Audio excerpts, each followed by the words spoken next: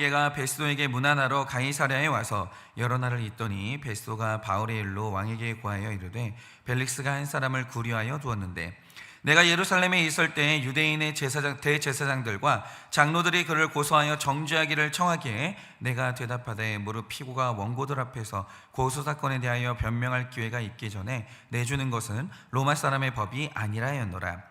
그러므로 그들이 나와 함께 여기 오매 내가 지체하지 아니하고 이튿날 재판 자리에 앉아 명하여 그 사람을 데려왔으나 원고들이 서서 내가 짐작하던 것 같은 악행의 혐의는 하나도 제시하지 아니하고 오직 자기들의 종교와 또는 예수라는 이가 죽은 것을 살아있다고 바울이 주장하는 그 일에 관한 문제로 고발하는 것뿐이라. 내가 이 일에 대하여 어떻게 심판할지를 몰라서 바울에게 묻되 예루살렘에 올라가서 이 일의 신문을 받으려는 한즉 바울은 황제의 판결을 받도록 자기를 지켜주기를 호소하므로 내가 그를 가이사에게 보내기까지 지켜두라 명하였노라 하니 아그리빠가 베스도에게 이르되 나도 이 사람의 말을 듣고자 하노라. 베스도가 이르되 내일 들으시리이다 하더라. 이튿날 아그리빠와 버니게가 크게 위험을 갖추고 와서 천부장들과 시중의 높은 사람들과 함께 접견 장소에 들어오고 베스도의 명으로 바울을 데려오니 베스도가 말하되 아그리빠 왕과 여기 있는 여러분들이여 당신들이 보는 이 사람은 유대의 모든 무리가 크게 외치되 살려두지 못할 사람이라고 하여 예루살렘에서와 여기서도 내게 청원하였으나 내가 살피건대 죽일 죄를 범한 일이 없더이다. 그러나 그가 황제에게 상소한 고로 보내기를 결정하였나이다. 그에 대하여 황제께 확실한 사실을 알 것이 없으므로 신문한 후 상소할 자료가 있을까요? 당신들 앞 특히 아그리빠 왕 당신 앞에 그를 내세웠나이다. 다 같이 읽겠습니다. 그 죄목도 밝히지 아니하고 죄수를 보내는 것이 무리한 일인 줄 아나이다 하였더라. 아멘. 네, 오늘 말씀에서 이제 가장 중요한 포인트는 좀 저녁에 나누도록 하고요. 오늘 이제 아침에 나눌 포인트 하나는 이런 겁니다. 제가 이제 어제 말씀드린 것처럼 사도행전 25장 11절에 나오는 것처럼 사도 바울은 말씀대로 살지 못할 거면 죽기를 사양하지 않을 정도로 순교를 이미 각오한 상황이에요. 뭐 그 앞에는 이제 예수님이 계시잖아요. 예수님이 우리를 위해서 죽음을 불사했기 때문에 사도 바울은 이 한 사람 구하는 일을 위해서라면 죽을 수 있다. 이거는 뭐 진작에 이제 각오를 했던 상황입니다. 그런데 이상한 게 뭐냐면 오늘 이 말씀에서 나오는 또 다른 모습이 나와요. 그게 뭐냐?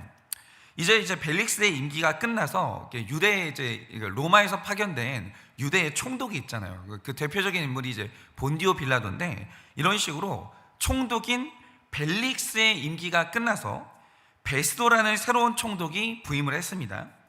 그런데 이제 벨릭스도 이제 사도 바울을 신문할 때 유대인들의 환심을 사기 위해서 질질 끄면서 이제 그 신문을 했거든요. 그런데 이 사람도 마찬가지예요. 그러니까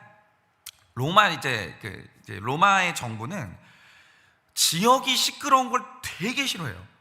그러니까 지역에 파견된 이제 총독이 만약에 지역을 시끄럽게 만든다, 바로 그냥 잘리는 거예요. 그러니까 이 베스도라는 사람도 유대인들하고 잘 지내야 되는 거예요.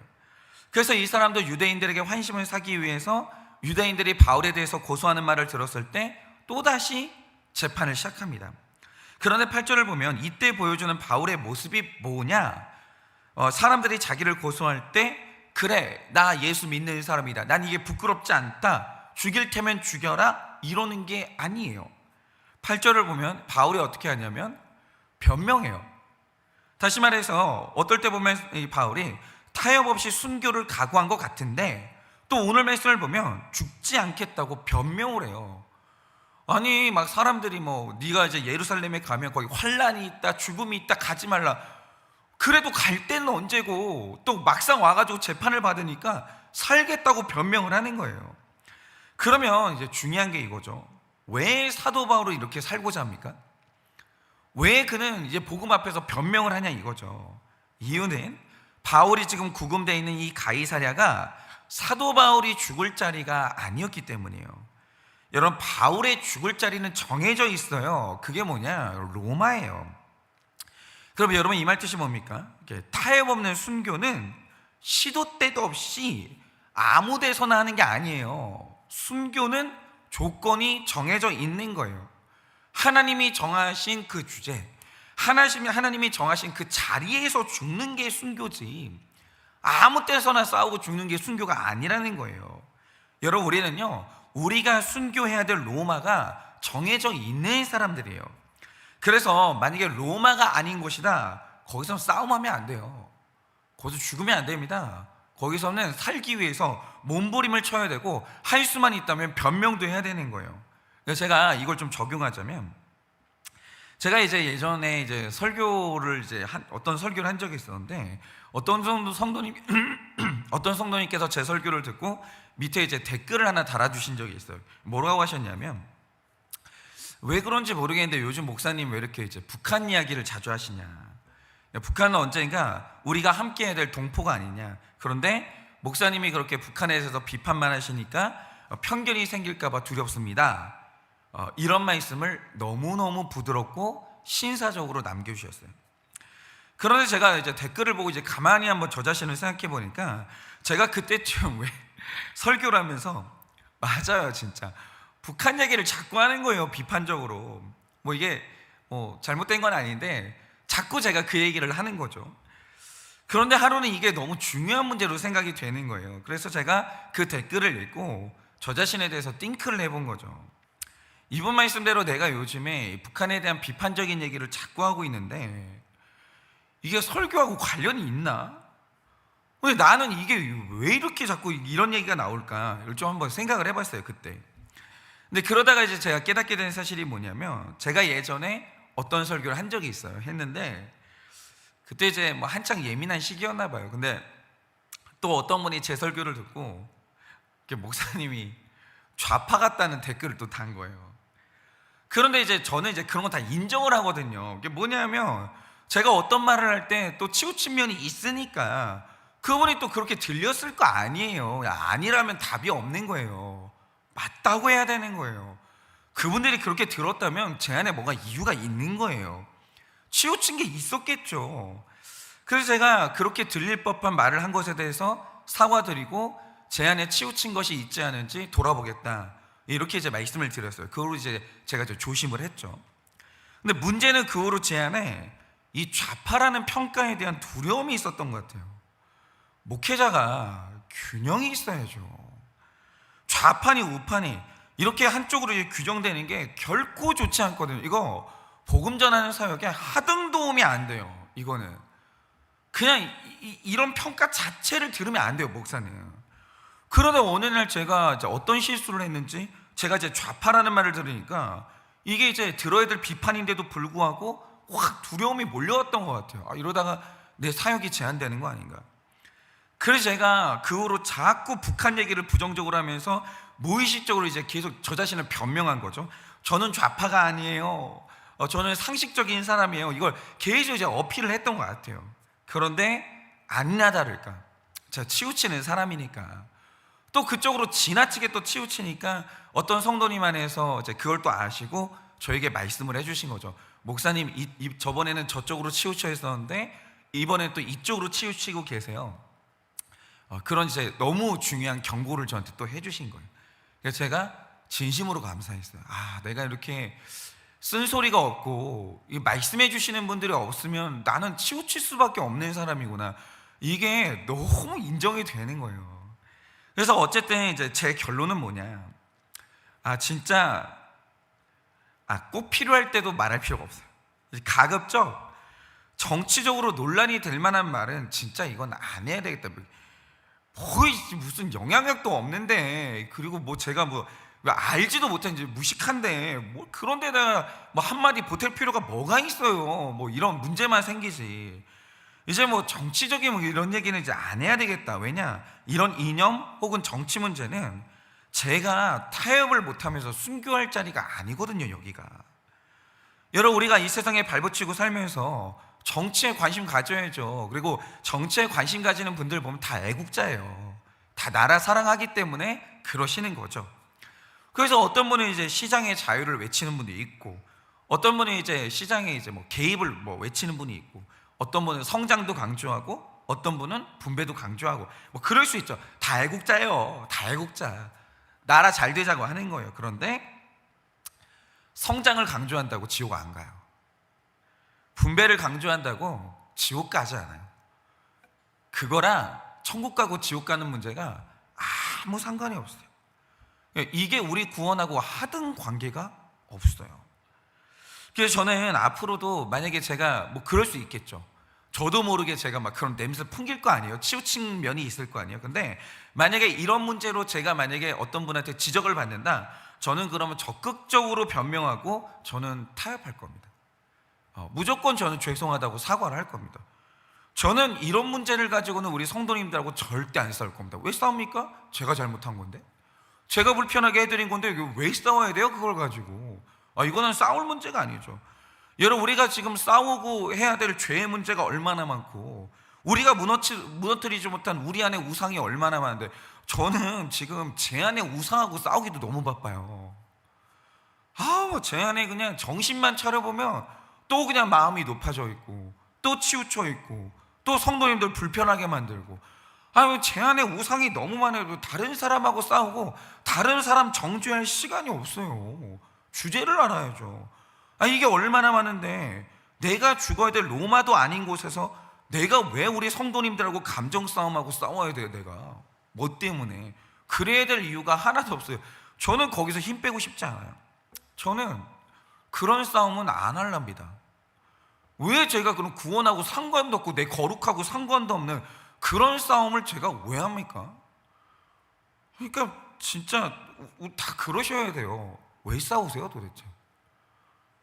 그게 내 구원하고, 그리고 내 가족의 구원, 그 영혼 구원하고 상관은 없으면 그거 싸우지 마세요. 그러니까 왜 싸우고 계세요? 뭐 중요한 게 아니거든요. 그러니까 그런 지역적인 문제, 구원의 문제도 아닌 거, 이런 거는 저는 얼마든지 변명하고 사과하고 앞으로도 끝도 없이 타협할 겁니다.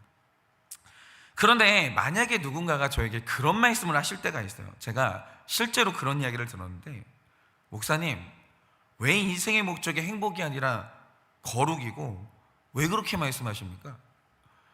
인생의 목적이 행복이 아니라고 거룩이라고 말하면 사람이 숨 막혀서 도대체 어떻게 삽니까? 그런 말씀은 안 하셨으면 좋겠어요 라고 해요. 저는 그렇게는 못해요. 그거는, 거기는 제가 싸워야 될 로마예요. 그 문제는 그건 로마예요. 저는 이제 그런 거는 그렇게 못합니다. 여러분, 우리 인생의 완전한 행복은 천국에 있어요. 여기는 행복이 없어요. 어디에 행복이 있어요? 여러분, 행복하자고 결혼하죠? 결혼하면 행복해요?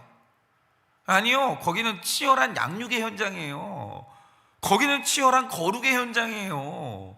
내가 죽어지고 네가 죽어지고 해서 하나가 되는 현장이지, 결혼 생활 행복할 때 있긴 한데 거기가 목적이 행복은 아니에요. 뭐 우리가 다 행복하자고 막 직장도 가고 하잖아요. 행복하냐고요? 아니거든요. 그래서 정말 중요한 게 뭐냐면, 청년들한테 말해줘야 되는 게 있어요. 인생의 목적은 행복이 아니에요.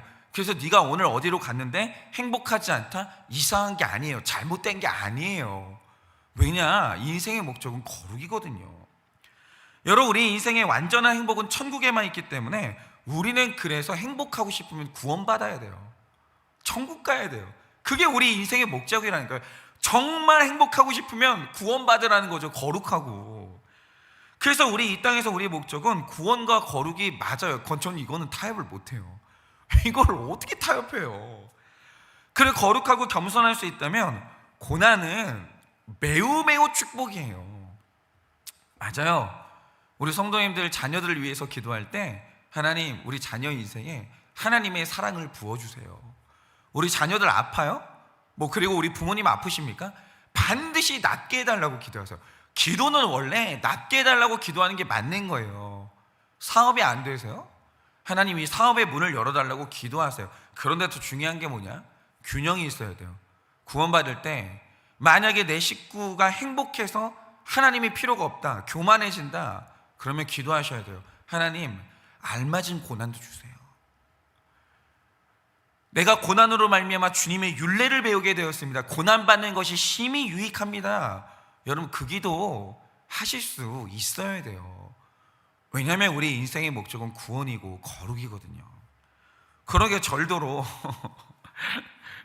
이게 알맞은 고난이 필요하다, 인생의 목적은 행복이 아니다, 이거 만약에 저더러 말하지 말라고 하시면 저는 죄송한데 이거는 양보할 수 없어요. 저는 이거 변명하고 싶은 생각 없어요. 저는 그냥 이거 말할 겁니다.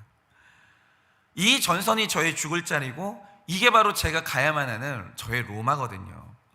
여러분, 바로 이겁니다. 우리에게는 타협 없이 순교를 해야 되는 복음이 있어요. 그걸 위해서라면 변명하지 마세요. 그걸 위해서라면 싸우세요. 괜찮아요. 그러나 이것 외에는 우리는 다 변명하고 양보할 수 있어야 되는 거예요. 뭐 한 사람 양육하는데 이분이 저의 어떤 것 때문에 만약에 이렇게 불편해서 저의 복음을 못 듣는다. 그러면 미안하다고 해야죠.